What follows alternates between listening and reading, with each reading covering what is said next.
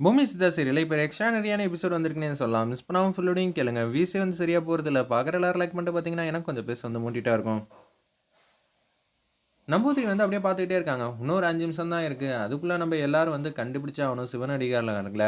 எப்படி நம்ம இத கண்டுபிடிக்க போறோம்? ஒண்ணும் புரியலையே அப்படின்னு சொல்லிட்டு இருக்கிறப்ப, சரி கடவுள் மேல பாரத்த போட்டு நம்ம இந்த ஃபங்ஷன வந்து தாராளமா செய்யலாம் அப்படின்னு சொல்லும்போது, கண்ணாடி வந்து மாட்டி மாட்டி அந்த இடத்துல தொடச்சுக்கிட்டே இருக்காங்க. என்னன்னு தெரியல திடீர்னு வேர்த்து கொட்டுது அப்படின்னு சொல்லிட்டு இருக்கிறப்ப, தாத்தாக்கு ஆரம்பிச்சாச்சு அப்படின்னு சொல்லிட்டு இருக்காங்க அந்த இடத்துல. தமன்னா அவங்க கேங்லாம் வந்து சந்தோஷப்பட்டு பேசிட்டு இருக்காங்க.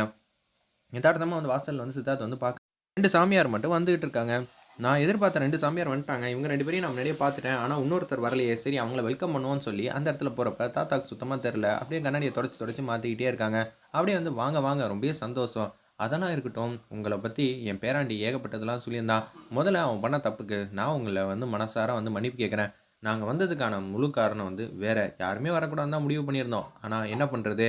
இவரு என் பக்கத்துல வந்து அந்த ருத்ராட்ச கொட்டைய வந்து வச்சிருந்தாங்க. இது அற்புதமான விஷயம்.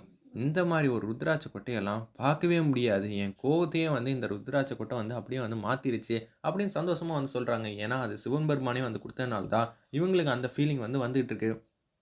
3 பேர் இல்லையே! இப்ப எப்படி அந்த பூஜைய பண்ண போறோம்ன்னு நம்பூதிரி வந்து கேட்டோனே, நாங்க 2 பேர் இருக்கோம்.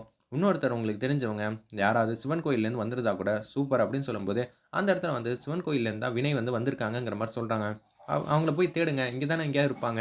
நாங்க வந்து 2, 3 பூஜை பண்ணது சேர்த்து பண்ணிட்டா, நிச்சயம் அவங்களும் வந்து எங்க டீம்ம வந்து சேர்ந்துருவாங்க. அப்பனா 3 பேர் பூஜை பண்ணும்போது, எந்த விதத்திலயும் பிரச்சனை இருக்காதுங்கிற மாரி சொல்லிட்டு இருக்கிறப்ப, சித்தார்த், ராணி எல்லாரும் வந்து குடுகுடுன்னு வந்து தேடிக்கிட்டே இருக்காங்க.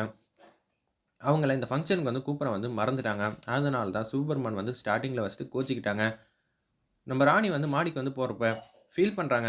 ஐயா! நான் உங்கள அப்பா போல தான் நெனச்சிருக்கேன். நீங்க என்ன பொண்ணு போல தானே நெனச்சீங்க. அப்படி இருக்கும்போது, இது நம்ப வீட்டு ஃபங்ஷன் கூப்பிடணும்னு அவசரப்படலாமா? நான் ஏதோ ஒரு விஷயத்துல வந்து மறந்துட்டேன். உங்கள கூப்பிடாம விட்டுட்டேன். தயவு செஞ்சு வாங்கய்யா! வந்தா தான் வந்து ஃபங்ஷன் வந்து ஆரம்பிக்க முடியும். இன்னும் ஒரு 3 நிமிஷம் தான் டைம் இருக்கு.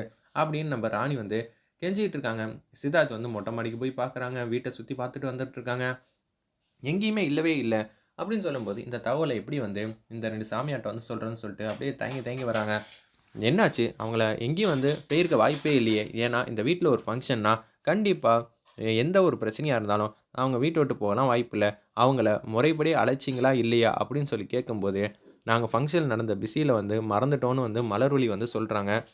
எனக்கு வந்து சட்டு சட்டுன்னு கோவம் வந்துருது. சரி விடுங்க பார்த்துக்கலாம். 2 பேரும் ஆக வேண்டிய பூஜைய வந்து பண்ணலாம் அப்படின்னு சொல்லிட்டு இருக்கிறப்ப, சிவபெருமான் வந்து ஒரிஜினல் காஸ்டியூம்ல வந்து தோன்றாங்க.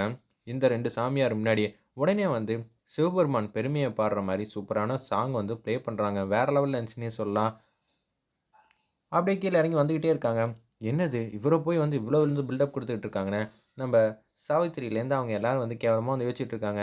ஒரு பக்கம் என்ன நாங்க எல்லாரும் வந்து புகழ்றோம்ன்னு பார்க்குறீங்களா? அப்படின்னு சொல்லி அந்த 2 சாமியாரும் வந்து பேசுறாங்க. ஏன்னா, நான் இந்த கெட்டப்ல இருக்கேன்னு உங்க கண்ணுக்கு மட்டும் தான் தெரியும். இவங்களுக்கெல்லாம் தெரியாது. அதனால கொஞ்ச நேரம் இத பத்தி விஷயத்தெல்லாம் சொல்லக்கூடாது அப்படின்னு சொல்லும்போது கூட, அவங்களோட பூரிப்பு தாங்க முடியாம அந்த 2 சாமியாரும் வந்து பேசுறாங்க. "சிவபெருமானே! நீங்களே இங்க இருக்கும்போது என்ன பண்ண முடியும்?" அப்படின்னு சொல்லிட்டு இருக்காங்க சவுண்டா, சத்தமா. ஆனா, சிவபெருமான் வந்து மாயாஜாலம் மூலியமா வந்து இவங்கள்ட்டேருந்து அந்த பேசுறத வந்து மனசுக்குள்ள வந்து பேசுற மாரியே வந்து மாத்திட்டாங்க. வேற லெவல்ல இருந்துச்சுன்னே சொல்லலாம். "நான் இப்ப தானே சொன்னேன். நான் பேசுறது உங்களுக்கு மட்டும் தான் கேட்கும். நீங்க பேசுறது எனக்கு மட்டும் தான் கேட்கும். என்ன ஏதுன்னு தெரியாது. அத அப்படியே சமாளிச்சு பேசுங்க. புரியுதா?" அப்படின்னு சொல்லும்போது, "ஈசனே உங்களோட எங்களோட சந்தோஷம்" அப்படின்னு சொல்லிட்டு, நாங்க ஏன் தெரியுமா இவர புகழ்ந்து பேசிட்டு இருக்கோம். ஒரு அடிகளார்கள் இன்னொரு அடிகளார்கள பார்க்கும்போது, இது மாரி தான் பேசுவோம் அப்படின்னு சொல்லிட்டு இருக்காங்க. உடனே தாத்தா வந்து கண்ணாடிய தொடச்சு தொடச்சு மாத்தி மாத்தி போட்டுக்கிட்டே இருக்காங்க. அவங்களுக்கு லைட்டா வந்து தலைவலிக்கிற மாரி தெரியுது. இன்னொரு பக்கம் வந்து இந்த ஃபங்ஷன் வந்து நல்லபடியா நடத்தணும் அப்படின்னு சொல்லி சந்தோஷமா பேசிட்டு இருக்கிறப்ப, தாத்தா மாட்டுக்கு வந்து அப்படியே அசந்து வந்து தூங்குறாங்க. என்னாச்சு? ஏதாச்சுன்னு தெரியல அந்த இடத்துல. உடனே வந்து சொல்றாங்க சாவித்திரிலேருந்து எல்லாரும், "அப்பாடா! இந்த ஃபங்ஷன் ஆரம்பிக்கிறதுக்குள்ளயே வந்து தாத்தா வந்து நல்லா தூங்க ஆரம்பிச்சுட்டாப்ல. இனிமேல் இந்த ஃபங்ஷன் நடந்த மாரி தான்." அப்படின்னு சொல்லி கேவலமா வந்து யோசிச்சுட்டு இருக்கிறப்ப, உச்சக்கட்ட கோவத்தில வந்து இருக்காங்க அந்த இடத்துல. நம்ப சாவித்திரிலேருந்து எல்லாரும், இனிமேட்டு சந்தோஷம் தான். ஆனா, வினய் இருக்கிறப்ப இந்த பிரச்சனையெல்லாம் ஊதி தள்ளிருவாங்கங்கிற விஷயம் வந்து அவங்களுக்கு தெரியல போல இருக்கு. உடனே இந்த 2 அடிகளார்களும் பேசுறாங்க அந்த இடத்துல. இவர் இருக்கிறப்ப, யார் இந்த வீட்டுக்குள்ள வர முடியும்? எந்த ஒரு கயிறும் இந்த வீட்டுக்குள்ள வராது. அப்படி இழுக்க பார்த்தாலும், இருக்கிற வீட்ல வந்து அப்படியெல்லாம் எந்த விதமான சக்தியும் உள்ள வந்துர முடியாது அப்படின்னு சொல்லிட்டு இருக்காங்க. ஒரு பக்கம் வந்து சிவபெருமான் வந்து கைய பிடிச்சு பார்க்குறாங்க. இவரு கைய பிடிச்சு பார்த்தாலே போதும், எப்பேர்ப்பட்ட இதுவும் வந்து இவரு வந்து போக்க வச்சுருவாரு. "ஏங்க எனக்கு இவ்ளோ பில்டப் குடுக்குறீங்க?" "இல்லங்க, உள்ளத சொல்லணுமா இல்லையா? உங்களோட அருமை பெருமைய நான் சொல்லி தானே தீரணும். இப்ப தானே சொல்லியிருக்கேன் கொஞ்ச நேரத்துக்கு முன்னாடி, நான் யாரு, என்ன, ஏதுன்னு சொல்லக்கூடாதுன்னு. நீங்க அதையே சொல்லிக்கிட்டு இருந்தீங்கன்னா என்னங்கிற மாரி சொல்லும்போது எங்களுக்கு சந்தோஷம் தாங்கல. பூரிப்பா இருக்கு உங்கள நேர்ல பார்த்தது. அதுவும் இத்தன வருஷம் கழிச்சு. அப்படி இருக்கும்போது எங்களோட சந்தோஷத்த அடக்கணும்னா எப்படி சிவன் பெருமானே எங்களால முடியும்?" "சரி, சரி. நான் வந்து புரிஞ்சுக்கிறேன்னு" சொல்லி, அப்படியே முடிய வந்து ஒரு பக்கம் கையால தூக்கி போட்டுட்டு, அப்படியே மாஸா வந்து வந்துகிட்டு இருக்காங்க. வேற லெவல்ல இருந்துச்சுன்னே சொல்லலாம், அந்த சீன்லாம். அப்புறம் கைய பிடிச்சு பார்க்குறாங்க.